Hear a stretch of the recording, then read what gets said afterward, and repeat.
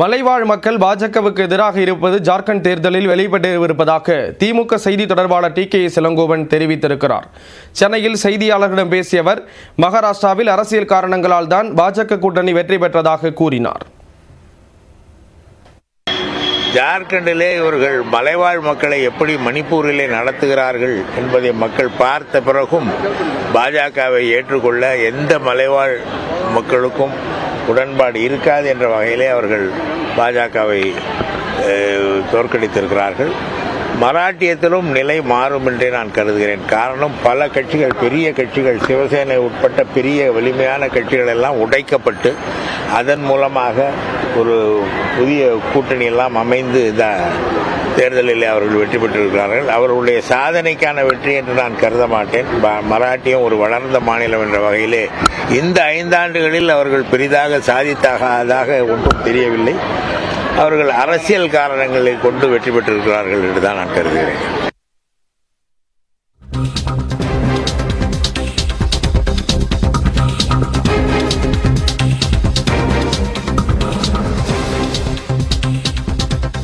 வன்முறையை தூண்டும் வகையில் பேசியதாக ஹெச் ராஜா மீது 4 பிரிவுகளின் கீழ் வழக்கு பதிவு செய்யப்பட்டிருக்கிறது.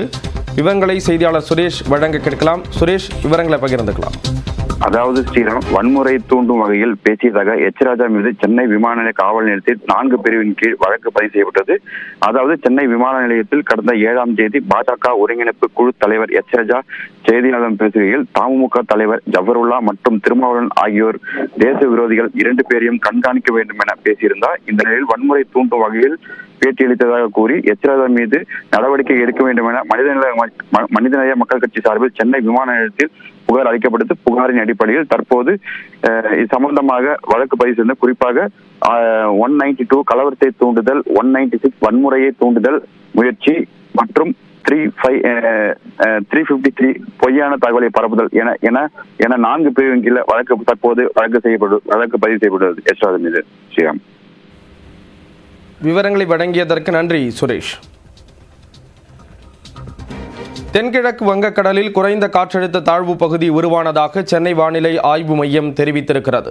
தெற்கு அந்தமான் மற்றும் அதை ஒட்டிய வங்கக்கடல் பகுதிகளின் மேல் கடந்த 21ஆம் தேதி காலை 8:30 மணிக்கு வளிமண்டல மேலடுக்கு சுழற்சி உருவானது. இது மேற்கு வடமேற்கு திசையில் நகர்ந்து தென்கிழக்கு வங்கக்கடலில் குறைந்த காற்றழுத்த தாழ்வு பகுதியாக உருவானது. இது தொடர்ந்து மேற்கு வடமேற்கு திசையில் நகர்ந்து 25ஆம் தேதி தெற்கு வங்காள விரிகுடாவின் மத்திய பகுதியில் காற்றழுத்த தாழ்வு மண்டலமாக வலுப்பெறக்கூடும் என வானிலை மையம் தெரிவித்துள்ளது. மேலும் அடுத்த 2 நாட்களில் வடமேற்கு திசையில் தமிழக இலங்கை கடற்கரையை நோக்கி நகர வாய்ப்புள்ளதாக குறிப்பிட்டுள்ளது. நாகை மாவட்டத்தில் கடந்த 2 நாட்களாக மழை ஓய்ந்த நிலையில் இன்று மீண்டும் மழை பெய்ய தொடங்கியது. இலைப்பாளையம், பால் பண்ணைச்சேரி, காடவாடி உள்ளிட்ட பகுதிகளில் காற்றுடன் கனமழை கொட்டி தீர்த்தது. இதன் காரணமாக சாலைகளில் மழை நீர் பெருக்கெடுத்து ஓடியது.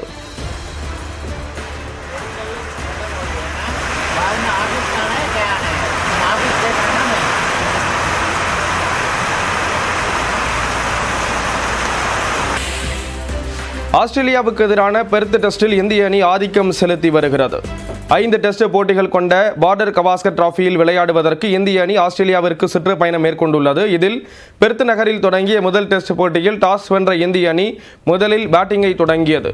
முதல் இன்னிங்ஸில் ஆஸ்திரேலியாவின் பந்துவீச்சை சமாளிக்க முடியாமல் திணறிய இந்திய வீரர்கள் 50 ஓவருக்குள் 150 ரன்கள் மட்டுமே எடுத்து அனைத்து விக்கெட்டுகளையும் பறிகொடுத்தனர்.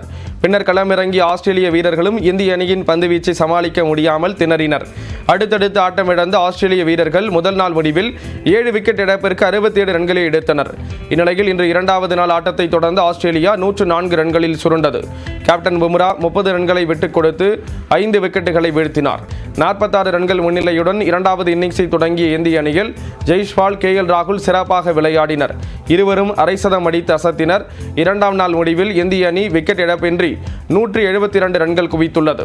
சற்று முன்பு வரை விக்கெட் இழப்பின்றி 105 ரன்கள் சேர்த்திருக்கிறது.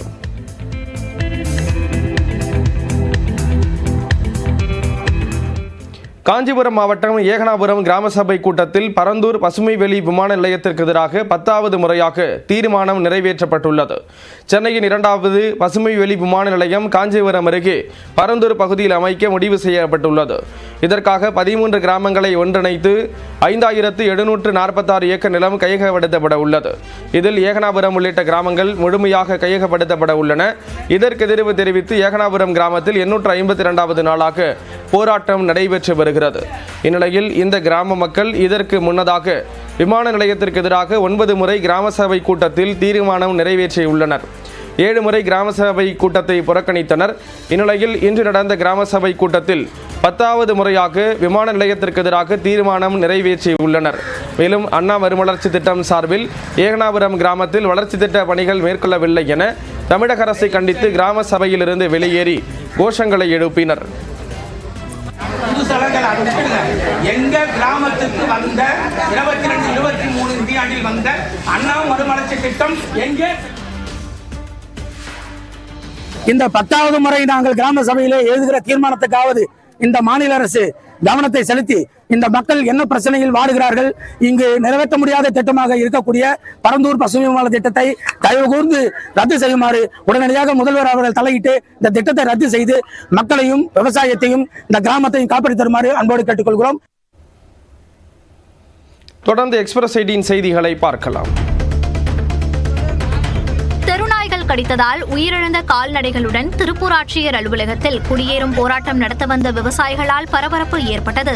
மூலனூர், குண்டடம், வெள்ளிக்கோயில், காங்கேயம் உள்ளிட்ட இடங்களில் கடந்த 6 மாதங்களில் தெருநாய்கள் கடித்ததால் 400க்கும் மேற்பட்ட ஆடுகள் உயிரிழந்ததாக விவசாயிகள் தெரிவிக்கின்றனர்.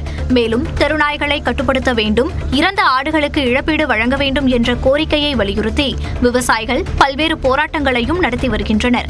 இந்நிலையில் உரிய இழப்பீடு வழங்க கோரி விவசாயிகள் அனைவரும் உயிரிழந்த கோழிகள், ஆடுகளுடன் ஆட்சியர் அலுவலகத்திற்கு வந்தனர். இதனால் பரபரப்பு ஏற்பட்ட நிலையில் 100க்கும் மேற்பட்ட காவலர்கள் பாதுகாப்புக்காக குவிக்கப்பட்டனர்.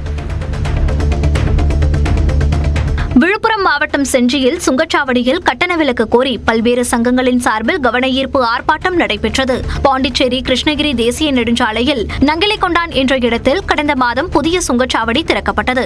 20 கிலோமீட்டர் சுற்றுவட்டார பகுதிகளில் உள்ள மக்களுக்கு இந்த சுங்கச்சாவடியில் கட்டண விலக்கு அளிக்க வேண்டும் என மக்கள் வலியுறுத்தி வந்தனர். ஆனால் சுங்கச்சாவடி நிர்வாகம் இதற்கு மறுப்பு தெரிவித்துள்ளது. இதனை கண்டித்து வர்த்தக சங்கம் உள்ளிட்ட பல்வேறு சங்கத்தினர் இணைந்து ஆர்ப்பாட்டத்தில் ஈடுபட்டனர்.